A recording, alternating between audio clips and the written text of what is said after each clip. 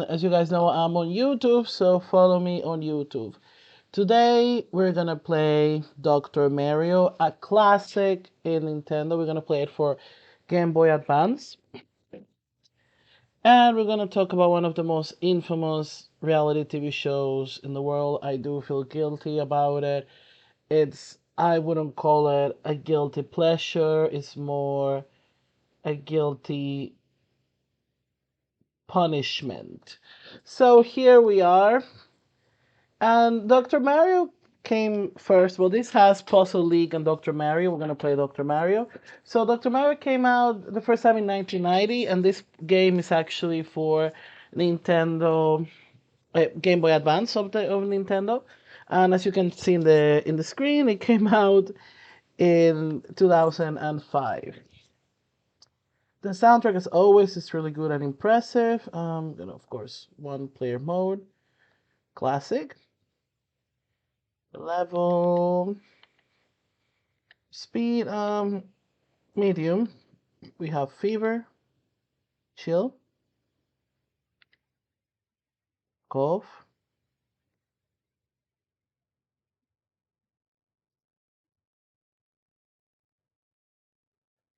it's a little sinister. Okay, you guys are gonna check which ones are which. This is fever. This is chill. I'm gonna turn the volume up a little.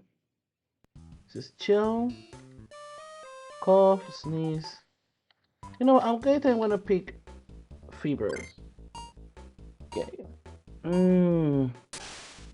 Okay, let's do this, a star. This is a very relaxing game, I have to say. It's really, really relaxing. Well, if you don't take it that seriously, if you're not that competitive, it can become very stressful. So yeah, this game is actually from 2005, as you can see. I didn't play it back then when it came out. I didn't, because I thought it was like stupid. But then during the situation we all know that is going on in the world and that people pretend it's not happening anymore, but this channel is not about complaining about that thing happen. I played it a day out of boredom and I really, really liked it. This is a classic. I think it's an acquired taste. You know which game I never... There's two Mario games I never understood, which are... I didn't like, which are Mario Party. It's a good game to play with a lot of people, but I never, I don't know. And Smash Brothers, that's how it's called. I don't know. Maybe I'm more of the like Breath of the Wild, Zelda type. I might play Zelda soon. I'm just gonna start with the simplest games, and you know, I might or might not play one of Zelda's games. Don't forget to subscribe, don't forget to comment, don't forget to share. I'm also on YouTube, as you guys can see. Okay. Oh, that was bad. No, wait. Yes! Yay! Oh, no. Wait. Oh. Okay. Okay. So, what's 90 Day Fiancé? 90 Day Fiancé. It's one of the worst reality TV shows in the world. So, okay, so 90 Day Fiancé is this reality TV show, if you guys don't know, that is about Americans who marry foreigners, and they bring them in this like fiancé visa, and they have 90, and the reason why it's called 90 Day Fiancé is because they have 90 days to get married. The show, it's actually very successful. It's one of the most successful shows produced by TLC, the Learning Channel, and it has a lot of spin-offs that I don't follow because I mean I am not. Uh, I mean I don't hate myself that much. Let's put it that way. So there is like before the 90 days, 90 day, happily ever after, the reunion. There's also spin-offs like if they break up, like where they date other people. I forgot the name. It's like Single Life or something like that. There's a lot of infamous characters, and it's not. It started pretending to be like a documentary, and now they just don't give a fuck anymore. So this last season, before the 90 days, there is a lot of different couples, and I'm rooting for no one. I know it's yeah, it's just a mess. Okay, so these are the couples that we have in this latest season. Um, we have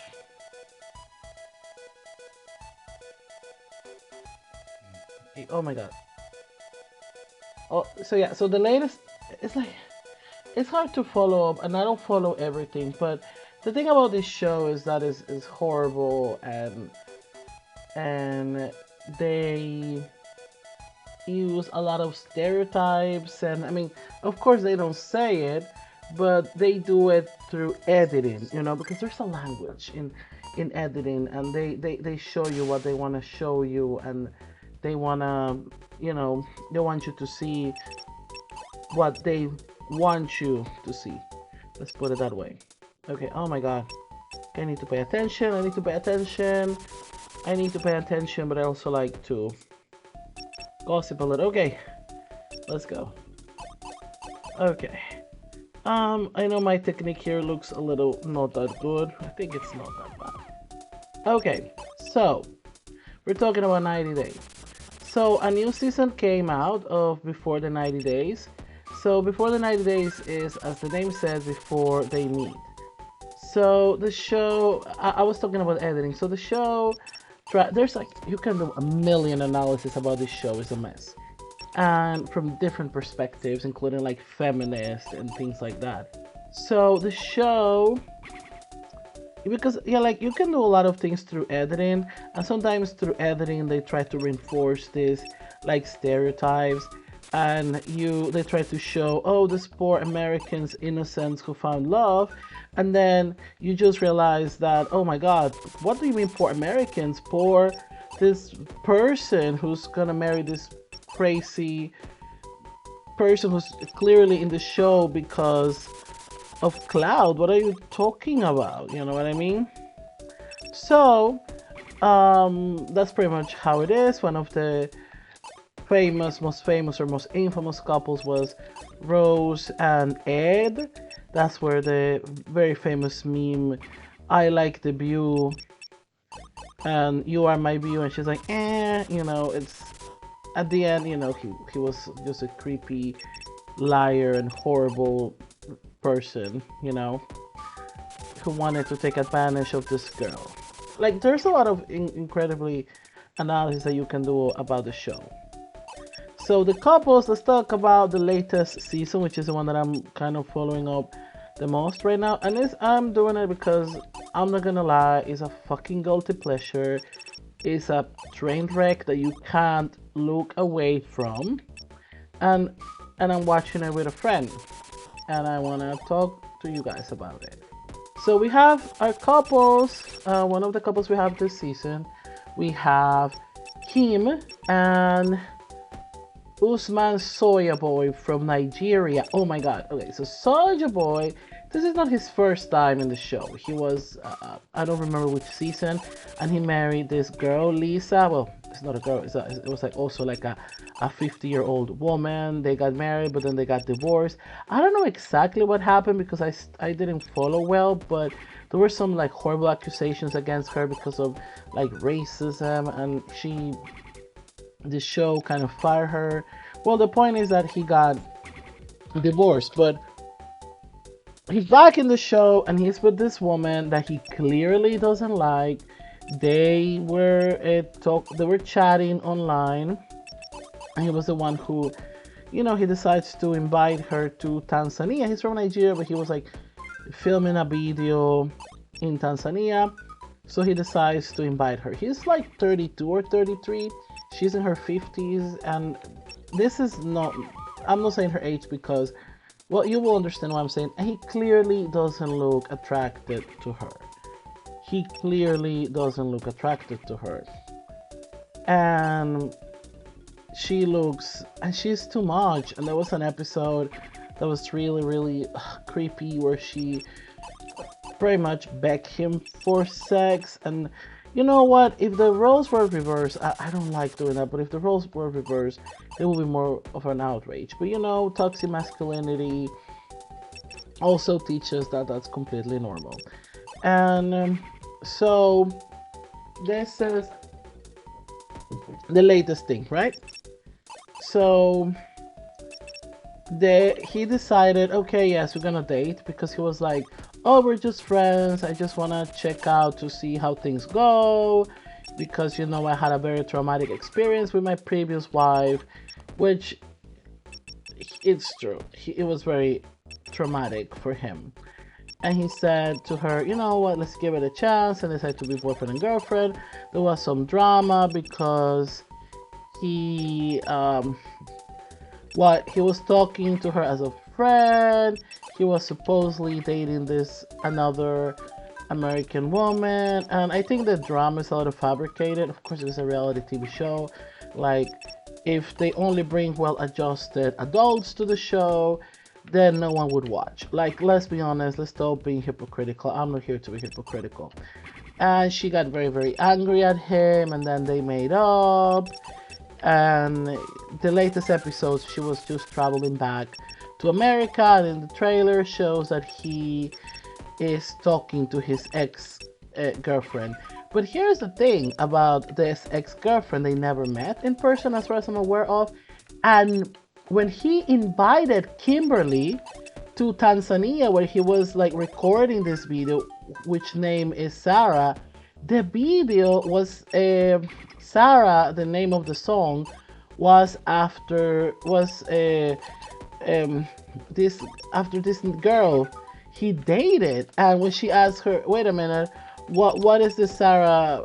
Why is the name of the song Sarah?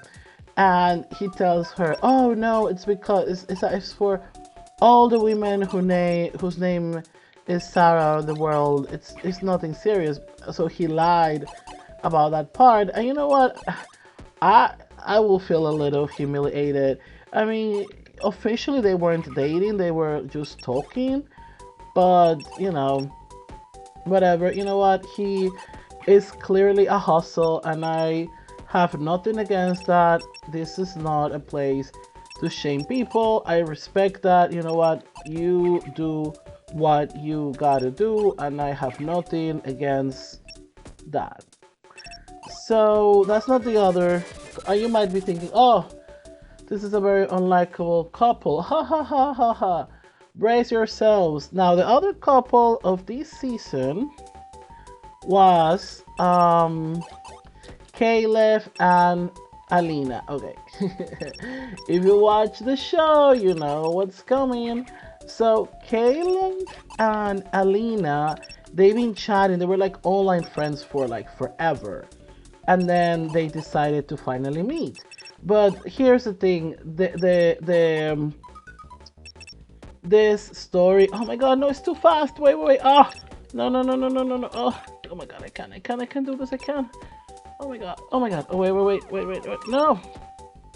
Oh my god. Oh my god. If you enjoy watching me fail at playing video games,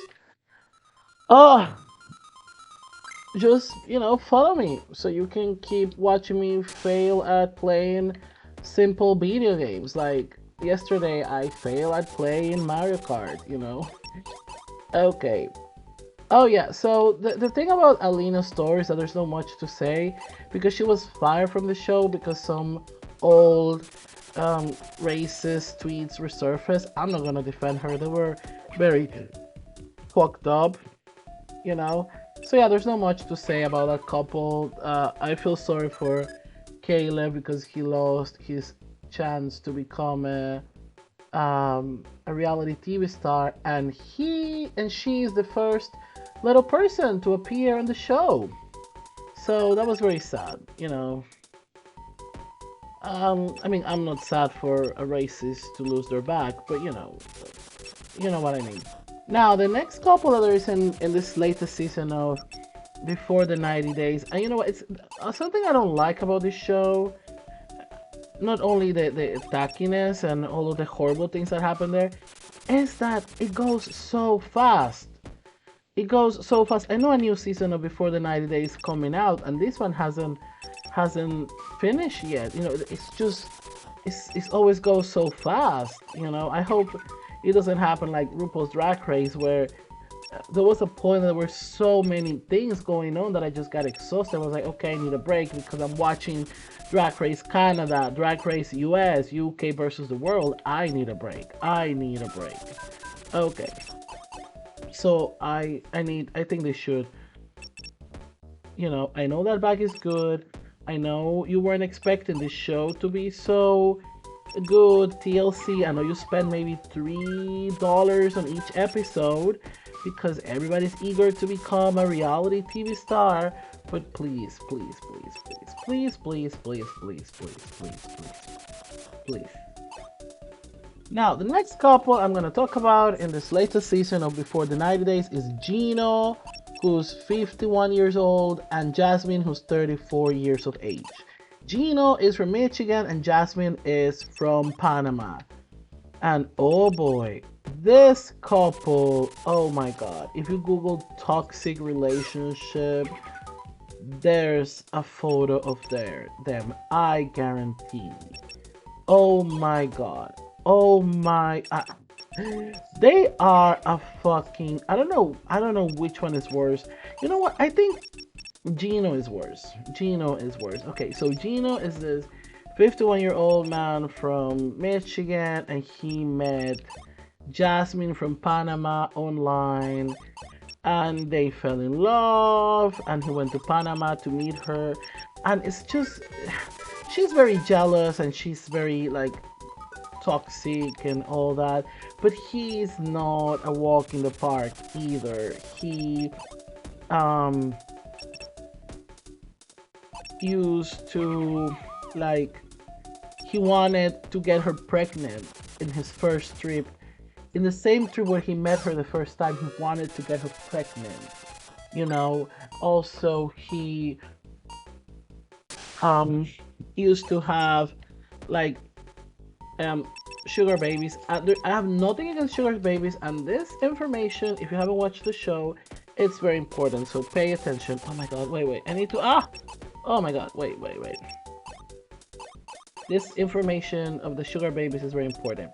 So she's, like, incredibly jealous. There's a scene in the show where she gets extremely mad at him for looking at other women. I don't know, because he spent money on other women in the past. Like, we're talking about a 34-year-old grown woman being angry at a 50-year-old man having a past, you know? And, he's just creepy and weird, and he does something extremely horrible. I don't think she deserved what he did to her, where he shared her nudes to his ex. That's horrible, you know what I mean? But she forgives him, and then they get engaged, and he helps her financially, which there's nothing wrong with that. Support that 100%. And that's something that happens a lot in the show that I hate, parentheses.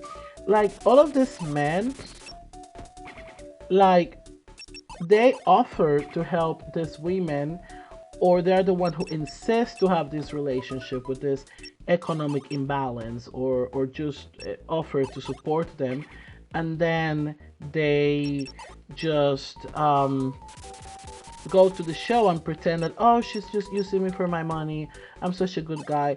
Keep this in mind, because for one of the couples that I'm going to describe, this piece of information is very important.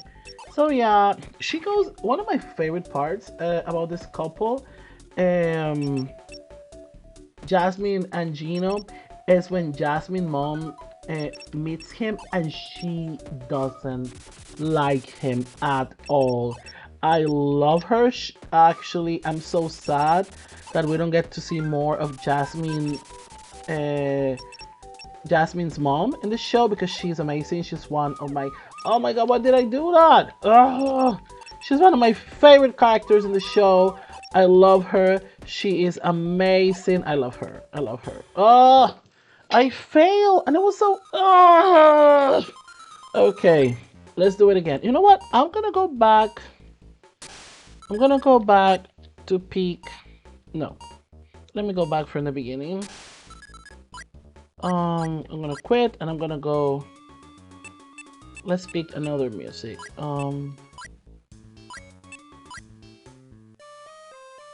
Chill. I was talking about Jasmine's mom.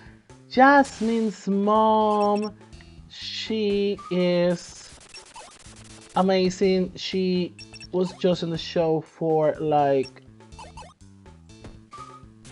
5 minutes, and I know she's not coming back on screen again, but she's amazing because she saw through his shit. She doesn't speak a word of English, and yet she saw through him. She didn't like him at all. And you know what? You know what? The most amazing part? She didn't say anything. Just with her facial expressions, you knew that she didn't like him. And I love that. Was one of my favorite parts of their story. So yeah, I don't root for neither of them. They're both, weird, but he's worse, I guess, because he shared her nudes to his ex. I think that's fucked up. Like, she trusted you and you did that, but then she's back with him, and then she asked him, oh, I'm gonna lose my job because of this. I might as well, if you're showing my boobs around, I might as well open an OnlyFans. More power to you, Jasmine. You do what you gotta do. We don't know what's going on in your life, and you know, you do what you gotta do. Okay. Oh my god, yes! I clear! Yes! Ah! Oh my god, I feel so old.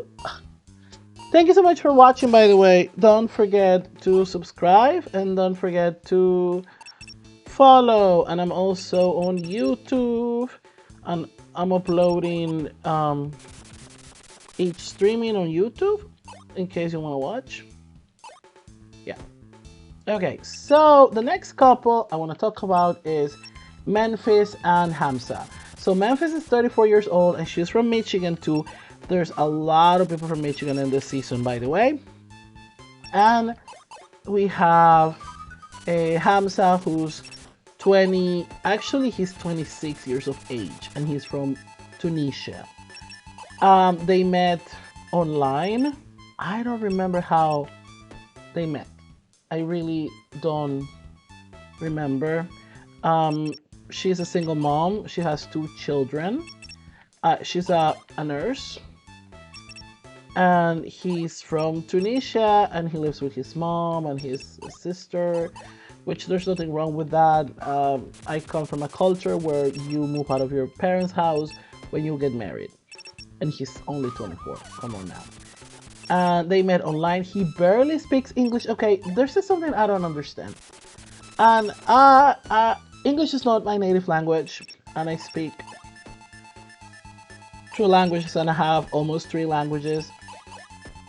I don't understand how can people who don't speak the same language date, let alone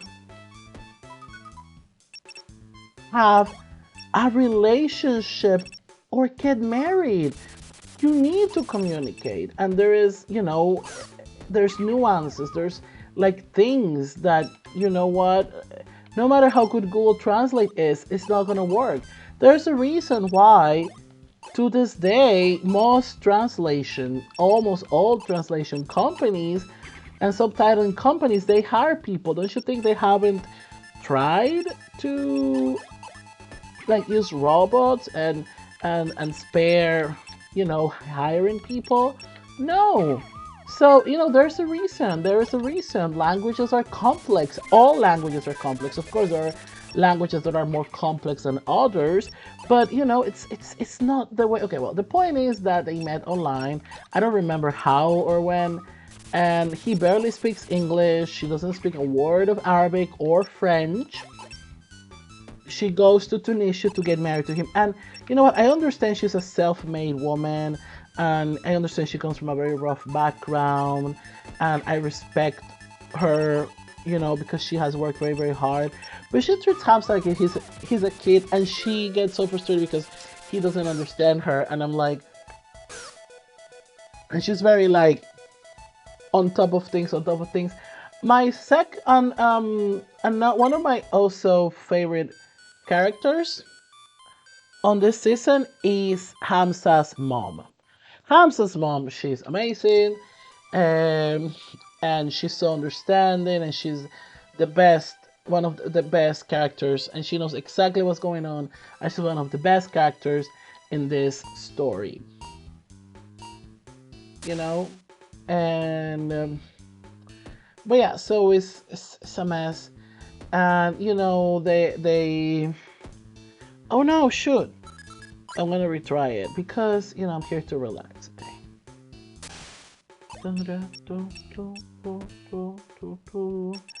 Yeah, so she's one of my favorite characters, and she knows exactly what's going on, and she gives really good advice, and she does her best to be supportive. But yeah, and then um, and she's like, I don't know if it's okay. I don't know if it's editing. I mean, she wanted to do a prenup, which is fine because she wants to protect her assets. She has children. She's a person who has worked very hard for her things, and I totally support that. But here's the thing: I don't know if it's because of the sake of editing or because of the sake of creating like fake um drama or anything. She didn't do her research about how to do a prenup, so she waited last freaking minute to do something that is supposedly to be extremely important and delicate for her, and it's ridiculous. And she asked him to sign a postnup instead. I don't know if that was added or scripted for drama. I believe so because if she's so organized and on top of things as she says she is, then she would have done that. They got married at the end. They got married in latest episode, and they go on a honeymoon, and she gets pregnant. She got pregnant, and during this trip, actually, um, they had sex the first night. Um, that was another thing that was I thought personally was very disrespectful because Hamza's mom told her, you know what, this is my house, you're welcome, but please don't sleep in the same room. And don't come and say, oh, that's a conservative thing or whatever. You know what? Some people in my country believe that, and and that's just you have to do it out of respect. That's her house. You know what I mean? You're disrespecting her house. Um, so they slept together, and she got pregnant, and she announced the pregnancy at the end of their honeymoon. Um, yeah. So that one was kind of sort of a happy ending. I don't, that now that there's a baby involved, I root for them. I hope everything turns out fine. But for what I've heard, they might have broken up, which is kind of sad. And now we're going to, as I mentioned, so far I'm not rooting for any of the couples. Okay, our next couple, and this is a very, very weird story. right? We have. I'm gonna save the worst for last. We have Ella, who's 29 years old from Idaho Falls, Idaho, and Johnny, who's 34 and he's from China. Okay. This couple, here's the thing. I don't even know where to start. It's just a mess, you know? Okay, so they met. She has an Asian fetish. No, I'm not exaggerating. I'm not joking. This is not me doing a super like the anti-racist analysis or anything like that. No, no, no. She has an Asian fetish. That's how she introduces herself. That she's obsessed with everything Asian and she's obsessed with anime. And she met him in a forum that was like Asian boys that like American girls or something like that. So yeah, that's how they met. He's an engineer. He's from China. He's a single parent with a child. His parents, sorry, Johnny's parents take care of his child. Keep in mind this season is recorded during the situation that is going on worldwide right now, and um, their storyline is a little weird. It's a little boring. They don't show it every day. I think they're gonna drop it very very soon because I don't think people are that invested. I think people are mostly horrified because of the Asian fetish and because of her attitude. She comes across as a little selfish and self-centered, because he wants to travel to America. He wants to meet her, but China is more strict than other countries of with the situation of the uh, uh, the Cornova. You know what I mean? And that part of the country doesn't take that situation very seriously. Let's be honest. I'm so sorry. And she doesn't understand that. She doesn't understand that to be someone who has Asian fetish on her own admission, okay? I'm not accusing her. She doesn't seem to understand him and where he comes from. He doesn't want to get sick because his parents depend on him. He has a child. She seems like she also doesn't care for that either. You know what I mean? And she's just horrible and selfish and self-centered. He's just scared of getting the disease, and because he doesn't want, and also there's a situation of quarantine that he has to quarantine to 2 weeks or even more when he's back, or it's just a whole mess. And then at the end she just cheats on him and she admitted, and instead of being apologetic about it, she's just very selfish and self-centered, said, I need physical contact and this is your fault because you don't give me what I want. And he just reacts like he feels very guilty when he's like, oh, just wait please, I'm gonna go. I mean, it was horrible. It was I know I'm not rooting for them as a couple. I'm rooting for Johnny to wake up and just drop that relationship. You know what I mean? Just, it's not worth it. It's not worth it. I'm so sorry. It's not. She's not. Ah, no. Don't do that to yourself. Don't do that to yourself. Yeah.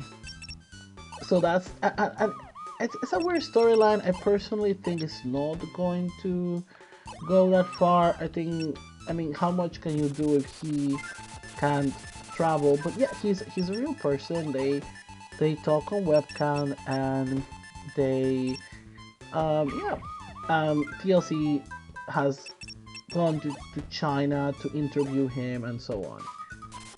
We'll see what's going on in the past, but I hope he wakes up and realizes that you know she's not that nice. And I'm not criticizing him for forgiving him for cheating.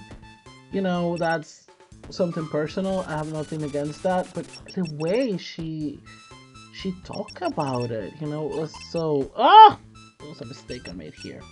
Weird. Ah, so that's where they are, so far. This couple. Yeah. Now the next couple we're gonna talk about is Ben and Mahogany. Okay, so Ben and okay, this is a very weird, weird, weird story. Okay, Ben and Mahogany. It's really weird. So Ben and Mahogany, they met online. He says he does like modeling. He's like a model. He's like 52 and she's not 24. She told him that she was 24 according to him, but she's actually 22 and he's 52. Oh my god. Oh my god. Oh, I'm trying. Yes, I'm gonna be judgmental here. What the hell? What the hell, man? What the hell? Okay, no, no, no, no, no, no, no, no, no, no, no, no. So he's. This is a story where my favorite character is not one of the main characters in this story. So he comes from a cult. He got married very young, and he is Christian supposedly, and he has been scammed before online. He comes across as this person that really wants love, and he does like modeling. He's in his 50s and he does like some sort of modeling. He takes care of himself very well. And he met Mahogany online, and he said, "Oh, something that attracted me about her is that how much she cares for God and all this." Oh, it's going too fast. Oh my god, wait. Oh my god. Oh. Okay, having performance. Shoot. Oh god. Okay. Oh.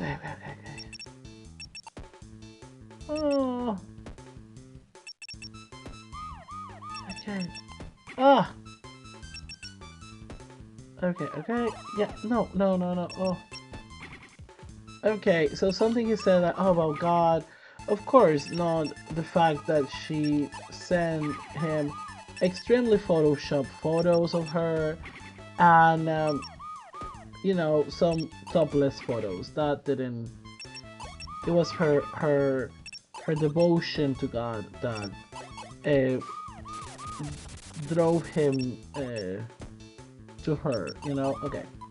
So he has sent her money. They have never talked via webcam, and he decides to go to Peru. Okay, so a lot of people thought she was fake because, I mean, come on, the photos look. Ah! The photos look incredibly photoshopped. And the video looked like it was made by artificial intelligence. And then he goes to Peru and she tells him, "Oh, don't come, my father doesn't feel that I should trust you and all that." And he decides to go to Peru and he communicates it to his family. And here comes my favorite character, his ex-wife. His ex-wife can see through his BS because he's incredibly full of BS. He thinks that God has a purpose in life for him, and the purpose life has for him, God, sorry, not life, God, is for him to date a 24, well, actually 22-year-old woman from Peru. And his previous relationships have also been with women who have been way younger than him. And she tells him, "Oh, that's your purpose. That's what God has for you in life, right? Because God, um, you know,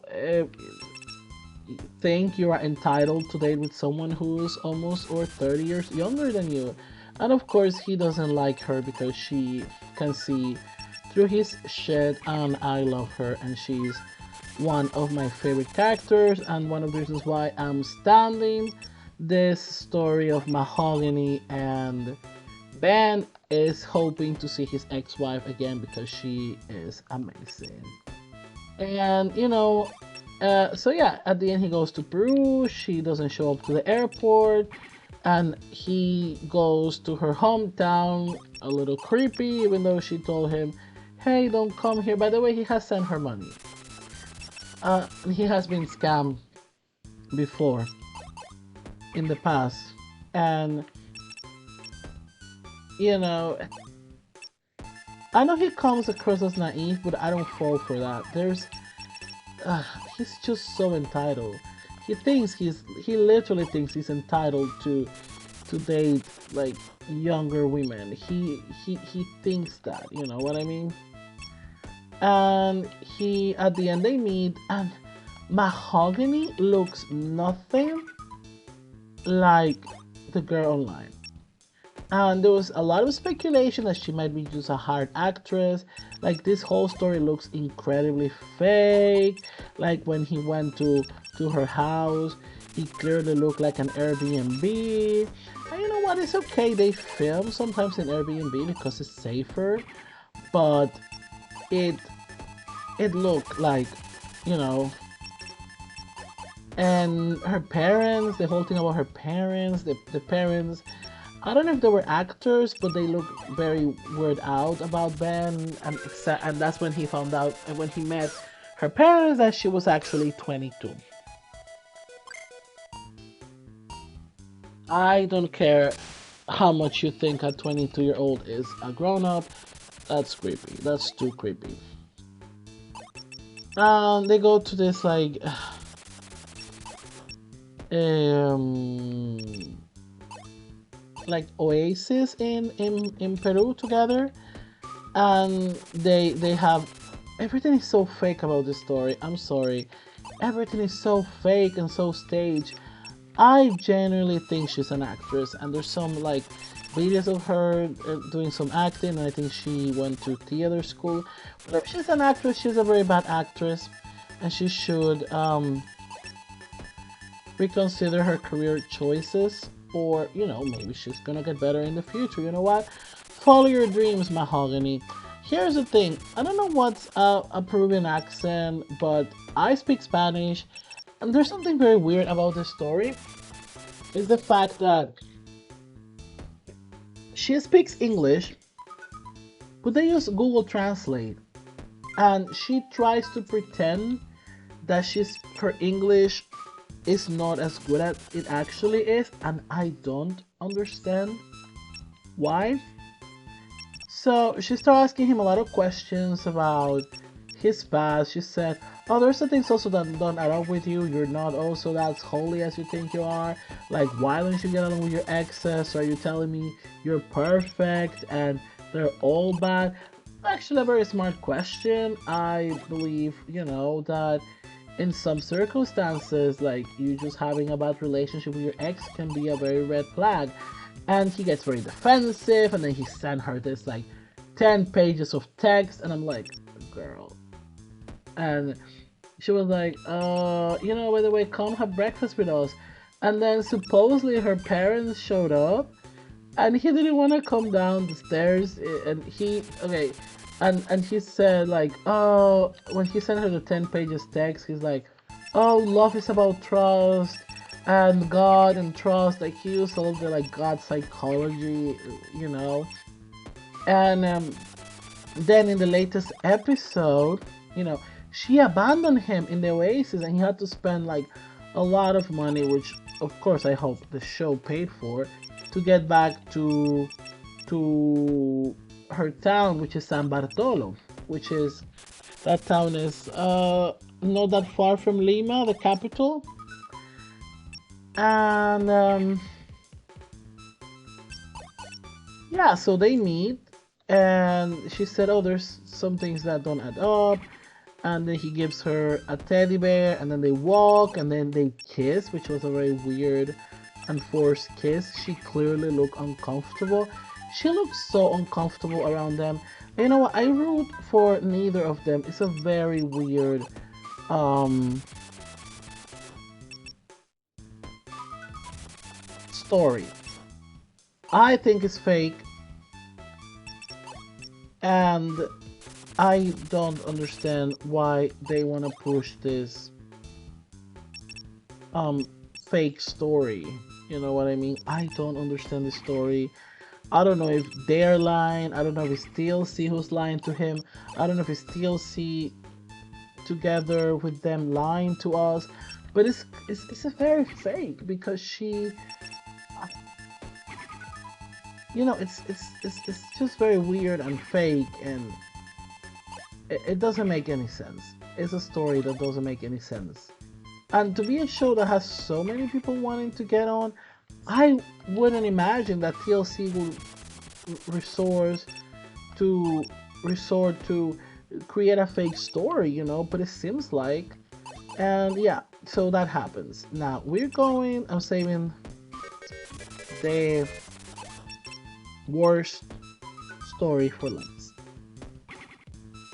I just want to say that I knew from the beginning that he was the real villain of this story. I just want to say, and I'm so sad that by then I wasn't doing streamings, that he is the real villain of the story, and I knew. I said there's something that doesn't add up. I don't believe in the whole nice guys stitch. I never did, and I never will. Maybe I don't because I spent too much time on Reddit, but I never believed it. And there's something that doesn't add up in the story. There's something that doesn't. And we're talking about Jimena, 24 years old from Pereira, Colombia, and Mike, 34 years old from New York. Okay. So, so, I want to start from the beginning to talk about him. So, Mike, he started saying, "Oh, I've been single most of my life. I've never been in a serious relationship. It's so hard for someone like me who's so good to find love and all of that BS and all of that." And I met Jimena, and she's from Colombia, and I met her uh, through an international dating app, and she's a person for me. And you know, and I mean, she's, you know, no offense, Mike, but you know, so yeah, um, I mean, she's very cute for him, and he says, "Oh, you know, and all that, you know, that, oh, she's not, oh, I met her, and she's amazing. We met her through an international dating app. And I've helped her during the pandemic. I'm such a good boyfriend. I'm such a good guy and all that." And his friends are like, "Oh, dude, he's using you, and she just likes you because of your money and all that." You know, I'm very distracted, but this couple is the reason why I want to talk about 90 Day Fiancé tonight. So he goes to Colombia to meet her, and he goes two times. The first time when they meet, you know, everything is romantic. It's very fine. Jimena, she's 24 years old. She has two children, and you know, she worked as a nail technician, but because of the pandemic, she's the Cornova situation. Sorry, she couldn't work anymore, and she, you know, he offered to help her, and he helps her, and she's clearly not in love with him. Wait, and the first time he goes there, he they go out, they meet, they bond, they talk more about their lives. She doesn't speak a word of English, and he's he doesn't speak a word. He speaks very little Spanish, so they only communicate via Google Translate. And he asks her to marry him. They get engaged and all that. There's things that she doesn't like about him. She's very particular about the cleanliness in her home and all those things. So he decides to come back to Colombia again, and they have some um, differences. And mind you, Jimena, she's not a saint, and I'm not saying she's a saint or anything like that. And she decides, they have a little like differences. Like she wants to go out, he wants to stay home. She asks for a boob job. He says he doesn't want her to do that. She likes her the way she is and things like that. But I don't know if something happened behind camera that she decided, you know what, I don't want to be with you anymore. He tries to push it and push it and push it. And first she tell oh no, wait. First she told him that she's like disgusted by him, and he called his friend Nelsie, who's Dominican, to be the translator. And Nelsie tells him, oh, and Nelsie start arguing with her like, oh, like why are you with him? Like you just like him for his money. And she gets angry, and she tries it again, but then she decides, you know what, this is too much. I don't want to be with him at all. It's too much. I can't. And she's like, you know what, I don't want to get married. Sorry. And when this happens, it's when the real Mike comes out. He doesn't understand that. He keeps pushing like, no, we need to solve this with this. She's like, hey dude, I don't like you, I don't want to be with you, I'm sorry, you know what, I hope we can be friends. And then he first tried to humiliate her and do like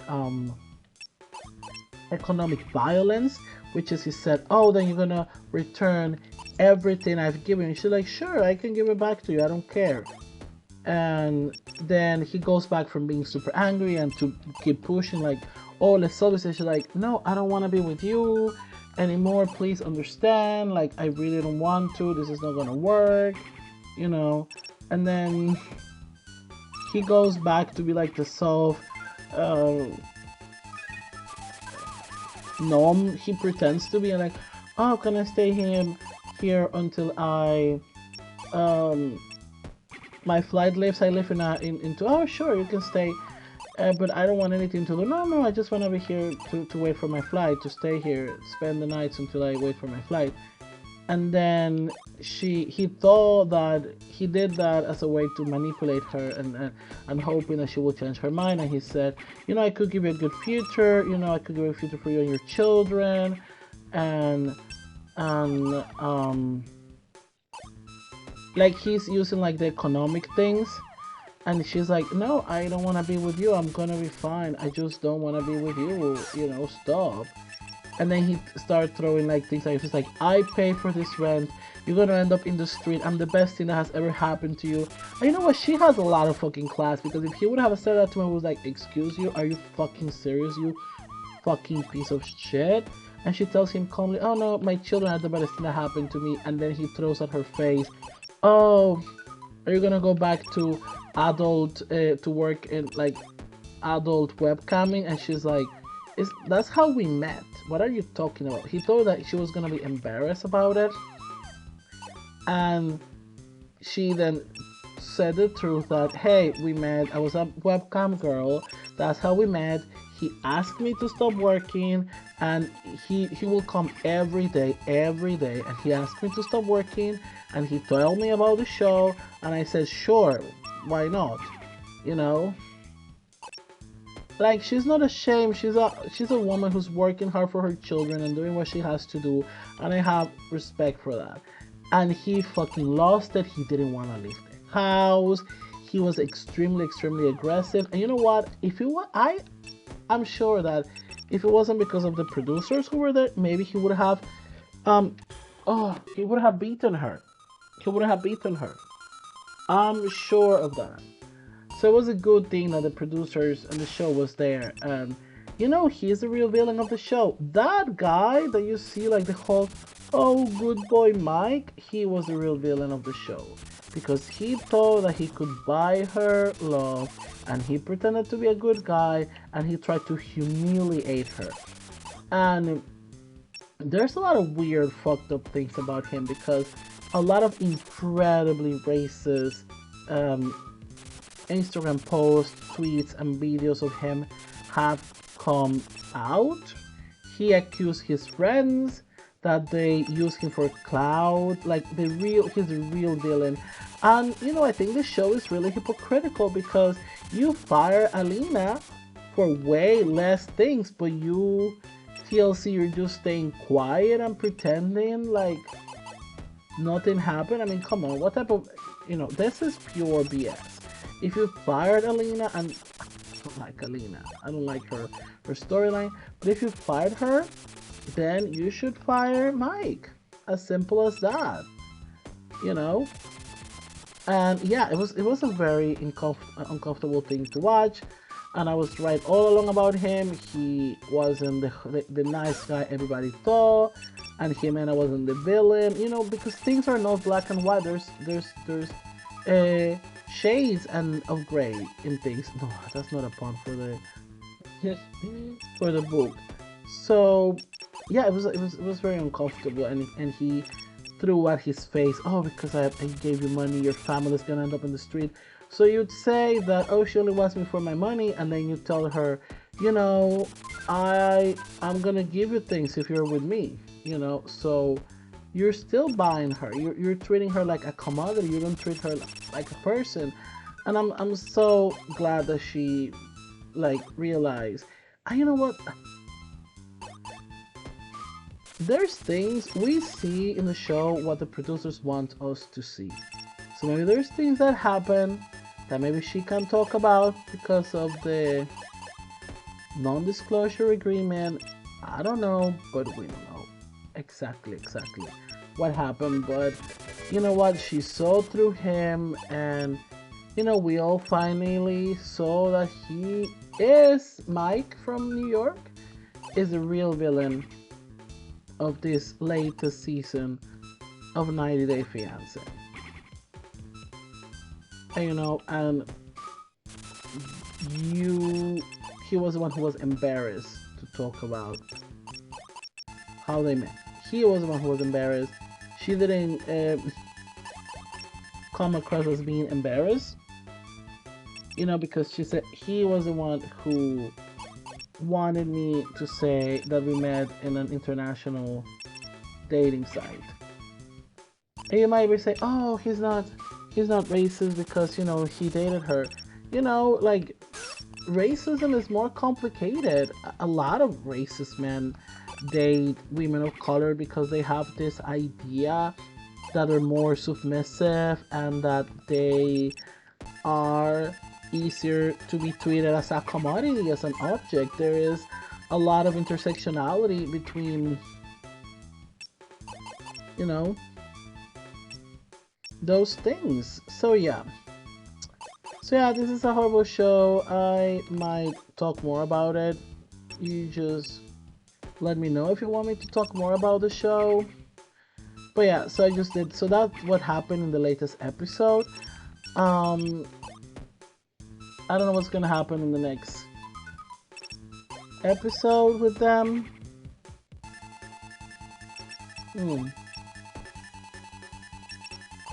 But yeah, that happened. Okay, I'm gonna finish this. Oh god, this looks very hard to finish. Okay, something I want to say before I keep talking about 90 Day Fiancé is that something that Game Boy Advance did very well was sound quality. For the time, the sound quality of Game Boy Advance was really, really, really, really good. I'm gonna play another game tomorrow where we will explore that amazing part of Game Boy Advance further.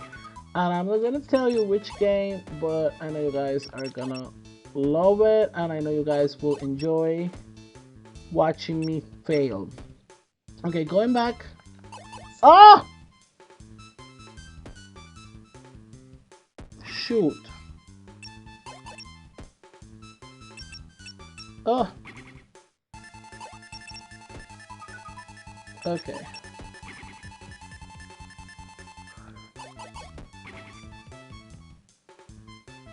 Okay. Mm. Oh my god. Oh my god. Okay, wait, wait, wait. Ah, come on, come on, come on. Come on. So yeah, 90 Day Fiancé is a show about a lot of weird, sketchy people trying to find love and or fame. As you can tell, the people I'm rooting for in the show are not necessarily the main cast, and our main villain turned out to be who we didn't expect it to be. Oh my god! Yes! Yes, yes, yes, yes, yes, yes, yes, yes, yes! Thank you so much for watching. Don't forget to subscribe, to comment, and to share. I upload every episode, every streaming on my YouTube channel. I'm gonna try to stream every day, so if you wanna just come here and watch me play old video games and talk crap, just come and join me here. Tomorrow, I have a special surprise for you. We're gonna keep playing Game Boy Advance, and I have a lot of amazing games. And just stay here and stay posted. Okay, see you next time. Bye.